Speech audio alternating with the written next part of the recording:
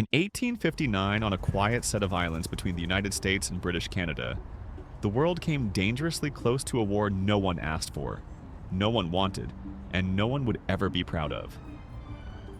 These islands were peaceful, calm, and mostly empty, just forests, fog, and the occasional confused farmer. For years, both nations claimed the land. But honestly, neither side cared enough to fight about it. That is, until one pig got involved. And somehow, that pig managed to trigger one of the most ridiculous standoffs in military history. So today we're diving into the legendary conflict where both sides brought soldiers, ships, cannons, and national pride over a single potato-stealing pig. It all began on a calm June morning when an American settler stepped outside to check his potato garden. He expected to see plants, soil, maybe a few weeds.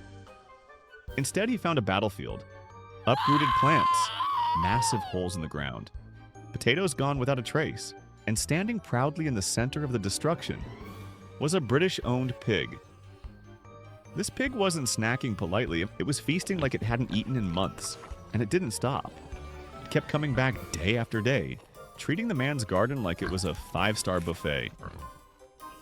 Eventually, after losing potato after potato, the settler decided he'd had enough. So he grabbed his musket, took aim at the potato bandit, and fired. The pig dropped. And that one gunshot echoed across the island like the opening bell of the world's least important war. To be fair, the settler later defended himself with one of the greatest quotes in frontier history. He simply said, "It was eating my potatoes. It's rooting all the time." You can practically hear the frustration. But the pig's owner, an Irishman working for the Hudson's Bay Company, was not impressed. He demanded the American pay $100 for killing his pig. In 1859, that was a lot of money. Like, Please don't charge me that for a potato thief. money. The American refused to pay, arguing that if the pig hadn't been trespassing, none of this would have happened. The British responded by threatening to arrest him. Suspect apprehended. Over. This is where the story should have ended. 2 farmers, 1 pig. A quick argument. Done.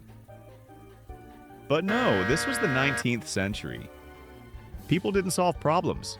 They escalated them dramatically. So, the United States sent in Captain George Pickett. He took one look at the island and announced with great confidence, "The whole island belongs to the United States." And then he brought 66 American soldiers to defend it, from outraged British pig enthusiasts. The British, not wanting to look weak, responded the only reasonable way they knew how. They sent 3 warships, huge ships, armed, ready, all to handle a situation involving exactly 1 dead pig. More ships followed. More troops arrived. Soon, the British had over 2,000 men stationed in the region. Meanwhile, the Americans had their original 66 soldiers, plus a few more reinforcements, all camped miserably on the island, pretending this wasn't the dumbest assignment of their lives. Both sides dug in. Both sides prepared for conflict, and incredibly, no one fired a shot. For months, British and American soldiers stared each other down across foggy fields. They marched. They drilled. They aimed cannons dramatically at one another, all while dealing with rain, mud, and the sinking realization that they might actually go to war because of a farm animal. Letters from soldiers at the time show just how absurd it felt. Some wrote home saying the weather was their real enemy. Others joked that a sneeze might be enough to start the fighting. But despite all the tension, both governments repeatedly ordered, Do not fire. Eventually, the situation got so out of hand that the governments involved agreed they needed a neutral third party. Someone calm. Someone rational. Someone far, far away from potato gardens and hungry pigs. They chose Kaiser Wilhelm I of Prussia. He reviewed the maps, read the testimonies, and almost certainly asked himself why 2 global powers were behaving like angry siblings. After careful consideration, he made his ruling. San Juan Island will belong to the United States. His decision instantly ended the standoff. And just like that, the Pig War was over. And that is the full story of the Pig War.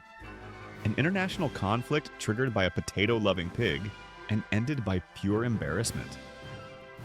History doesn't always make sense, but it's never boring. Thanks for watching.